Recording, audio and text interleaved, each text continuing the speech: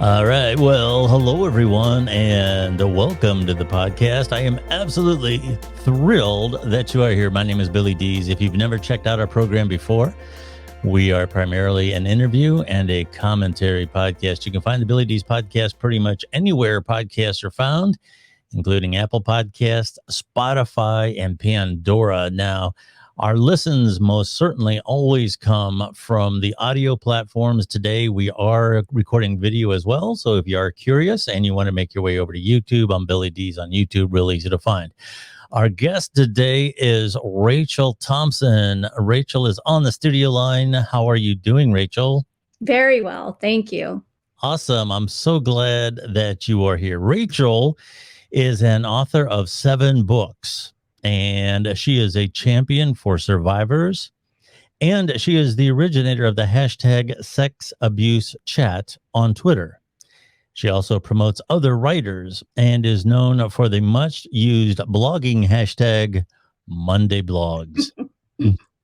You can find her on Twitter at Rachel in the OC. And for those of you who are really into books, publishing, all that good stuff, you can find her at Bad Redhead Media, which is all about creating effective social media and book marketing campaigns for authors. Rachel has also become a popular Twitter Spaces host, and we will talk about more about what that is and what she does on there.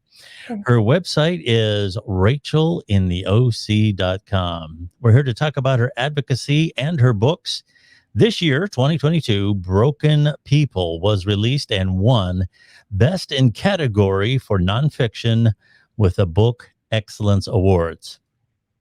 Rachel's work is also featured in the Feminine Collective anthologies.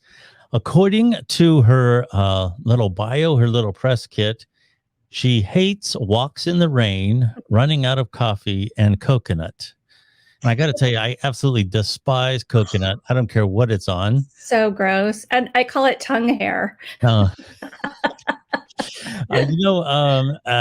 surprised, though, about it. I thought that was kind of like a romantic thing, getting caught in the rain. So you're not like the pina colada type. Absolutely not. No, I'm more of an indoor girl. Let's put it that way. All right. Very good. Obviously, you are an author and an advocate, and sometimes these two things interconnect. Yes. Do you want to talk a little bit how you manage that? Absolutely. Well, one of the most important things I think when thinking about how you want readers to perceive you is to talk about or to understand what your branding is. And a lot of writers are very scared of branding, and they think that they're going to have to sell their soul, and it's not really any of those things. What I tell people is, what are you most interested in? And that's who you tend to talk to, listen to, and interact with. So by building up those connections, you can also then transform them into readers. So that's really the goal, is to build relationships with people of similar interests. And so I've been really able to do that starting, probably 10 years ago, when I realized I wanted to write about being a survivor of abuse. And I had never spoken about that publicly before. So I was probably about 49 years old, and I'm 58 now. So yeah, about 10 years ago. So that really kind of directed where I was going to go. A good example of these two roles coming together would be the award-winning and best-selling books Broken Places and also Broken Pieces. Can you tell us a little bit about what inspired these books? Sure. Well, I mean, being a survivor of abuse is something that we survivors live with every day. And there were a lot of things that I didn't really understand, especially in my teen years and early 20s, before I started therapy, why I was reacting to things a certain way. So, why I was having panic attacks, why I was anxious, fearful, ruminating about things, being perfectionistic, big word, sorry. That's okay. So, all those things didn't make sense to me until I started in therapy and I started talking with somebody who was trauma trained. And so she really helped me understand that a lot of what I was experiencing, even health stuff, chronic pain, I have migraines. Once I kind of knew more about what the after effects were of being a childhood sexual abuse survivor, then it all sort of started to make sense for me.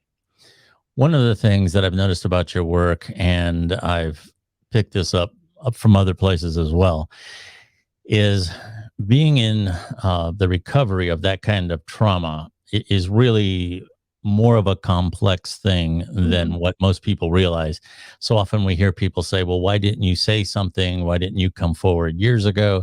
And people don't realize how it impacts the mind and the brain. And it takes a while for that to be able to happen. Isn't that correct? Yeah, absolutely. There's a lot that needs to be studied and understood about the long-term effects of trauma. And we're talking any kind of trauma. It doesn't have to be sexual trauma. And the fact that 1 in 3 girls and 1 in 6 boys will be sexually abused before the age of 18, that's just in the United States. And 90% of the time, they know the person that's abusing them. So that's pretty eye-opening for a lot of people, because we teach our kids. I have 2 children. We teach them stranger danger and stuff like that. But it really, sadly, is the people that try to gain our children's trust and even our trust. Parents can be groomed just as easily as children. Yeah. So, yeah. That's one of the misconceptions. We always picture that kind of assault as like, this masked stranger hanging out in the bushes and jumping out at the last minute. And that's, that happens. Oh, yeah. But that is not the path to these things. It's more normally somebody you never suspected. Exactly. Somebody was in the neighborhood and the nicest person in the world and all that kind of thing. Yeah. Now you've had Broken Places and Broken Pieces, the new book, the latest book, Broken People. How does that book follow that evolution? It's interesting that people have asked me this. When I first wrote the first book, which is Broken Pieces, and it's available pretty much everywhere, the response was just crazy. I had so many people contacting me saying, I'm a survivor too. Thank you for writing this book. And it's kind of a mixture of essays, poetry, and prose. So it's not just one thing. You can read a piece and then come back to it. That's kind of the same with all my books, but I did structure each one differently. So, for example, Broken Pieces is really presented in pieces, right? Pieces of poetry, pieces of prose, not in any sort of chronological order. Okay. And some readers got very upset with that I didn't put it in that kind of chronological order. And I took that as a win, because I felt like my goal was to make them feel uncomfortable, so they would have even just the tiniest inkling of what it would be like to be 11 years old and dealing with being a survivor. Yeah. So it's all these things coming at you, and it's kind of a jumble. Although I did have a theme, of course. And then when I went to write Broken Places, which is the second one, and then Broken People, which is the last one, I worked with the same editor, and she was so helpful in helping me see patterns that I didn't notice. And that's how we came up with the outline. So I know some writers have to have the outline first and then they start writing. Whereas for me, I just let it flow. I didn't give it any kind of structure until that started to appear. So this latest book is broken down by elements. Okay. I seem to be writing a lot about water and fire and earth. And so she's like, okay, we have to put this into elements. And it made sense. But those are the things you don't notice, I think, in your own work. So it's really helpful to work with a professional. Oh, absolutely. That second perspective can sometimes, with any type of art that you're doing, I know I have belabored some projects so much that I've completely lost my objectivity. Yeah. And it's very common. I mean, it's just like when you're this is a comparison I have, even though it's not technically a positive one, but when you're in a relationship that may be challenging or difficult or even abusive, sometimes it's hard when we're in it to see what's wrong or how things should be, or we get used to being treated a certain way, groomed, if you will.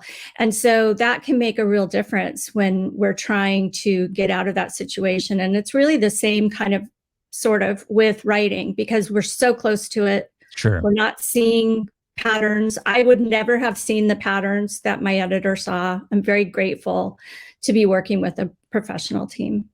Absolutely. Now you are, just let the audience know, you are like major on Twitter. You're a major account, and I'm just a girl. I know, but nonetheless, you're just a girl with an incredible presence on Twitter. Thank you. Very large following, very well respected, all that kind of stuff. Now let's start with book marketing chat. Okay. Obviously, that's for people who want to learn about book marketing and other things related to publishing, I'm sure. Yes. It's obviously a hashtag, which is book marketing chat. When does that take place? And what all kind of information can you discuss? And really, what amount to tweets? Yeah. So, yeah. How does that work? Well, I took book marketing chat off the timeline, and now it's on Twitter Spaces. So I don't do the timeline chats anymore, but the hashtag is still relevant.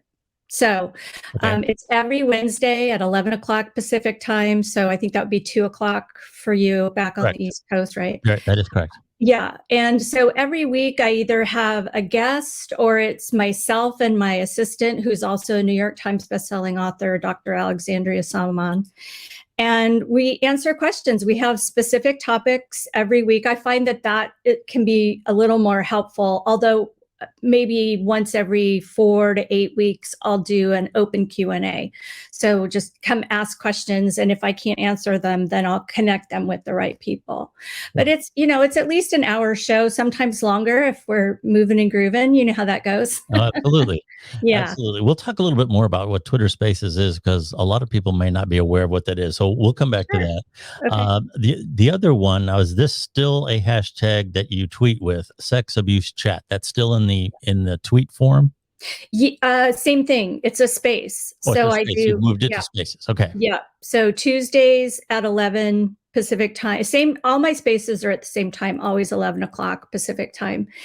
And I felt like I needed to be consistent. I used to do sex abuse chat at 6 o'clock at night. And that was just hard because my kids were getting into a lot of different activities, and I couldn't be available for them. And I'm a single mom. So it was important to me to move it during the day. And, we can get anywhere from, 10 or 20 people up to a couple hundred. It kind of depends on the topic, the guest, the energy of the room. So we can talk about that. Really those two hashtags are specific to those Twitter Spaces. Okay. Now, I'm going to presume that book marketing chat is under Bad Redhead Media. Yes. That account. And then the other one would be Rachel in the OC for the sex abuse chat. Let me make sure I get that right. Sex abuse chat. Okay. Very good. Absolutely. All right. Now, as we've been discussing, you've been using Twitter Spaces. Mm-hmm. Can you briefly describe what Twitter Spaces is for those that may not have any idea? And I was reading I came across, and it's been discussed in some of the spaces I've been in for marketing. Mm-hmm. The enormous amount of people that are on Twitter, only a fraction of them even know that it exists. Yeah, it's like 1% or something ridiculous like that, which is part of the issue I think they need to overcome. Yes. Yeah. So what is Twitter Spaces? Twitter Spaces is social audio. So a lot of people, when I guess it was Periscope first happened, they didn't want to participate because they didn't feel comfortable being on screen. I think there was another one that was also something along those lines, and it came and it left. And then during the pandemic, Clubhouse started and blew up. And Twitter was like, well, okay, do we want to buy Clubhouse, or do we want to start our own competitive product? And the reason I like Twitter Spaces is because it's part of the Twitter umbrella. Yeah. So you don't have to start from zero like you would with Clubhouse to build an account. Or Wisdom or any of these other apps. So I prefer Twitter Spaces because I have spent the majority of the last decade building up my social media and author platform, and Twitter just works with my brain. So for me, it's the best place to be. But for other people, that may not be the case. Sure. I would agree with you that being, especially someone like yourself who is so established on Twitter, and so many of these categories of content, whether it be authors, in my case, podcasting, creators of any kind, they're already on Twitter to begin with. Yeah. So those communities are already well established on Twitter. So it would make, to me anyway, perfect sense to just try to bring those people into those audio spaces, providing we can get the word out to them about what it is. Just to hear again, let the audience know these audio spaces can be run different ways. It depends on the host, but generally a host will open it up, set up the premise for the space. Sometimes that host has a guest, they have a conversation, they have an interview, and then they open it up. When you enter a space, people can see your account come into that space, but you're under no obligation to take the microphone or to speak. You can just listen. As a matter of fact, I would probably recommend listening to a few before you participate, that we have a little better idea of what's going on. And then, of course, you can leave at any time. There's nothing stopping you from just hitting the leave button. It's very easy. Now, when you manage your spaces, how do you manage those? Do you have a little commentary, or in your case, most of the time you do an interview and then you open it up? Is that kind of how you run yours? It depends on which space it is. So for sex abuse chat, we talk about real issues that survivors deal with every day. So, anything from anxiety to perfectionism to body dysmorphic disorder to depression to, we're talking about sex tomorrow. So, it's sex and desire after trauma. And I have a nurse practitioner on who specializes in that.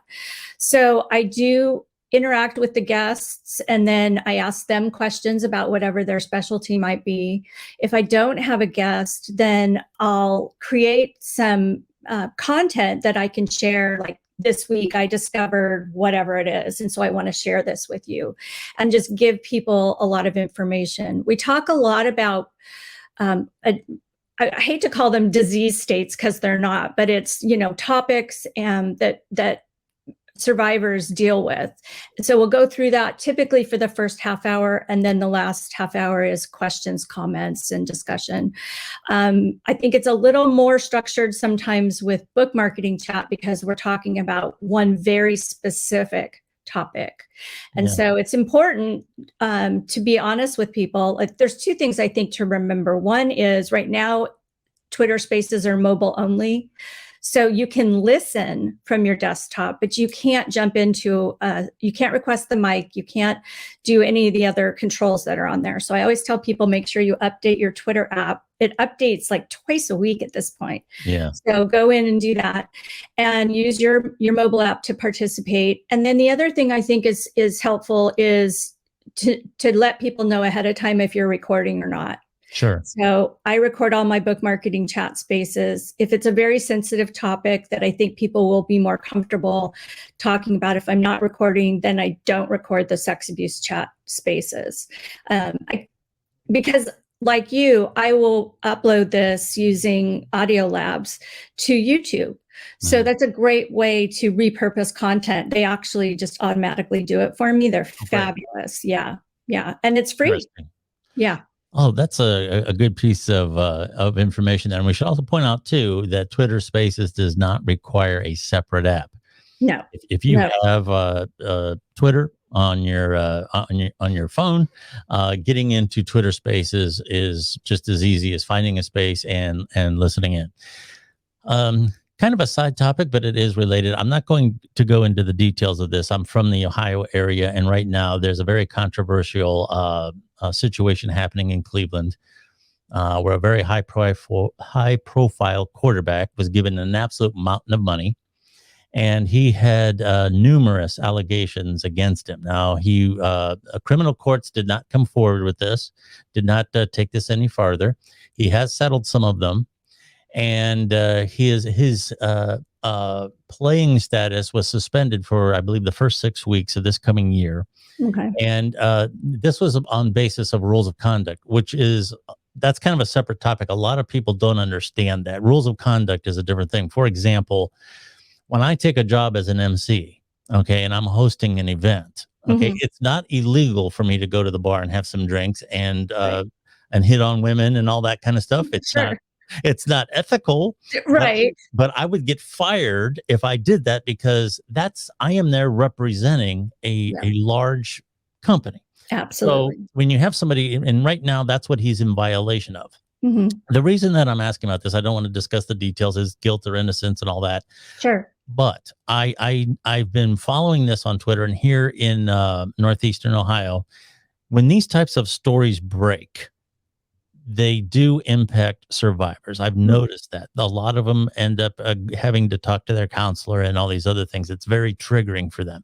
Yes. Can you talk a little bit about that? When these kinds of stories break, and I believe what is really hurtful, I personally believe that commenting on the guilt or innocence of these cases when you don't know the facts isn't something that you should be doing in the first place. But sometimes people come out in defense of these individuals with very negative things to say about the accusers. Like they just wanted money. They're just how does this impact survivors when that happens? Well, two things. We saw this happen with Weinstein, with who is the other big one? I'm blanking. There's been a couple of them. Kevin Spacey was one. Kevin Spacey, yeah. Bill Cosby, Oh, that was certainly. a huge one, right? People still argue over all that kind of stuff. And so one thing that I tell people is, if it's triggering to you to read about all this stuff, to do what we call doom scrolling or rabbit holing, where you just do a deep dive into it, and that's all that you are processing, you need to take a break. You need to just shut off social media. One of the things that the other thing I was going to recommend is that survivors, or anybody really, if you're not on Twitter to talk politics or religion, then add those to the categories that you're not interested in seeing. Oh, wow. You can do that in your settings. You can block a word. You can, besides blocking people, which we all know we can do that. In settings, we can block certain words. So if, for example, Me Too was like a huge explosion of survivors coming forward, and a lot of them were so incredibly triggered by this. So it was really important. I told a couple people I was working with at the time to just block Me Too. When you're ready, you can block things for an hour or a week or forever. Like, these are the options that we now have. I also think Twitter has much better safety and reporting than they ever used to. It's very, very good now. Interesting. Okay, very good. And that's probably true, because sometimes in this area, it's hard to get away from. It's all over the radio. It's all over the news. So, and there are times when, hey, you just got to shut it off. And, and that's why with international events and other things that are going on right now, that are very, the potential of nuclear war, all these things. It's so crazy. Yes. And it can be too much. And the other thing that I try to tell people or work with people and about is understanding the difference between being truly triggered and just feeling stress. There's a difference, right? Because triggering is actually a psychological reaction to past trauma. And so whatever that thing could be, somebody smoking a cigarette and your abuser smokes cigarettes, and now you start dissociating, or you start having a panic attack, all that's normal. It's not like it's abnormal. These are normal reactions to very abnormal situations. So it's very different, though, I think, to be triggered or to feel like, okay, I'm just saturated with hearing about Harvey Weinstein, so he's off my list. So we have to empower ourselves. Just like we have to be our own best advocate as a patient, we have to do the same thing in social media. And there are consultants and coaches now who do what's called social media wellness. So that, for people who just don't know how to manage it all. Absolutely. Yeah. That's kind of the thing you have to be careful about with social media, but social media has some great aspects to it. And I would have to say, I've had a number of different authors. I've had great associations with that community. What is it about Twitter that makes it built for writers? And it seems like it's just built for it. I think it is. There's a lot of writers who are still very uncomfortable on the platform and will never leave Facebook, and that's fine because their demographic may skew older, and so that's That's true. totally cool. Like, do that. The other reason I think it's helpful for writers is we're writing, right? For the Mhm. most part, it's not a video heavy platform, although it is a very visual friendly Sure. platform, right? Mhm. So I think that makes a difference. And you can connect in so many ways. There's book Twitter, there's the writing community, there's lots of different writing chats and spaces. So that's a great way to connect with other people. Yes. I happen to believe that it's built for podcasting as well. Oh, I can't wait. I hope it happens. So, I've heard talk about a tab. Yep. I've heard talk about a tab, and yeah, that would be awesome. And It would be great. just to touch on Facebook, I don't want to spend too much time on that. You Sure. mentioned about the fact that they don't want to leave Facebook. Yeah. Facebook might leave them. I know, right? Yeah. Might be a Um, little scary. Yeah, yeah. The talk is they want to skew a little bit more out with a modern look, kind of like a TikTok type look. Interesting. Yeah, so we don't know about that. And then the other thing I wanted to say about Facebook is Facebook had a feed for those of us who had a Facebook page for our podcast. Now, in my case, I'll be honest with you, Facebook to me was always something I just had to do as a necessity. I wasn't particularly passionate about it. Same. Yeah. But I did put my RSS feed in this system that they had, and what that did was it automatically posted Hmm. my most recent episode. And if I don't believe it worked on the desktop, but if you had the Facebook app, you could just listen to the podcast that you were Oh, interested in without leaving the podcast. Well, they that's took that away. oh, They well, of took that. course they did. It's Facebook. It actually worked. I know. I know. So yeah. So anyway, I that's all I got to say about that. Let's come back to and wrap things up with Broken People a little bit, maybe just a little bit more about the book, who can benefit by it, and where can you get it? Sure. Well, it's available on Amazon for ebook and print everywhere. I do do some occasional promotions through Amazon, which if it's exclusive to Amazon for the ebook, then I can make it free for a couple days. And Yeah. like, I'm not in this for the money. Not that I don't need it, right? But I mean, the point is, I'm not trying to make money off of this. I'm trying to help people understand that what they're experiencing is not abnormal, Sure. that I struggled for many years and I'm well educated and I had therapy, and there were a lot of things that I just didn't know or understand. So mostly I just want people to know that they're not alone. Yes. And that's a great message. I know that we didn't talk about it today. It's a very serious topic, and it deserves maybe its own subject. But in terms of suicide awareness, there's a new hotline now. That's 988. And here again, I want to be very clear about this. It always when you run across someone that is you feel acting abnormally, there is Mhm. nothing wrong with saying something. Yeah, So many times people are afraid to say something because they feel, well, I might put the idea in their head, or the idea is already there if right. that's what they are manifesting. Mhm. And a lot of times, the time between the idea and taking action on it, that window can be very small. Really small. And I know another thing is I don't want to say something because I don't want to offend them. Well, if I had my Mhm. choice between offending somebody and saving their life, I would probably choose to offend them. And Mhm. here again, it all matters in your approach. I Mhm. wouldn't. You want to very, in a nice way, say, "Hey, look, you haven't been acting you right. You're Mhm. feeling okay. Say something." Because that can make all the difference in the world. Would you agree with that? Oh yeah, totally. And that's part of what I love about the whole spaces community. And then Twitter has its own communities, which can be kind of confusing. But so, for example, I have a sex abuse chat community on Twitter. I also have a private Facebook group just for survivors.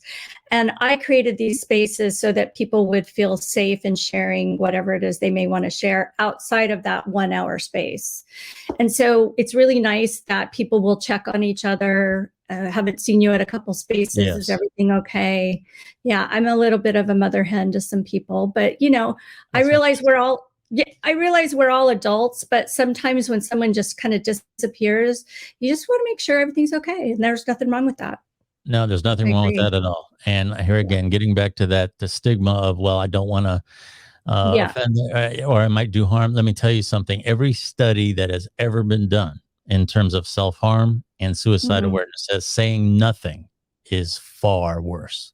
Absolutely. Absolutely far, far worse. Where are the best places? Now we talked a little bit about this. So why don't, if you want to reiterate your Twitter screen names and Sure. when your rooms, when your spaces are, that would be great.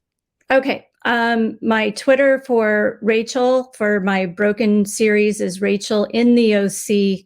I lived in Orange County for 17 years. And when I opened my account, there were already like 25 Rachel Thompson. So I had to pick something else. Now I'm stuck with the name because they verified my account, but I don't live there anymore, but that's okay. And also Bad Redhead Media, all one word. I do spaces every Tuesday and Wednesday. Tuesday is sex abuse chat. Wednesday is book marketing chat. They're both at 11 o'clock Pacific time, 2 p.m. Eastern time. And I also have, like I said, Twitter communities and Facebook communities that if people are survivors of any kind of sexual abuse, then they're welcome to join. Awesome. Thank you very much, Rachel. I always want to call you Rachel in the OC, but I know you're much more than that. So, Rachel Thompson, and maybe it's because I've known you for so long on Twitter. It's been over 10 years. So my guy was asking me, he's like, haven't you talked to him before or something? And I said, I know you as Billy Dees. Yes. I've known Billy for the longest time. It has to be pretty soon after I started on Twitter, which was 2009. Yes. Yeah. And I believe I was like right that next year, 2010, something like that. So yeah, Rachel in the OC, you'll always be Rachel in the OC. That's okay. As long as it sticks, that's all I care about.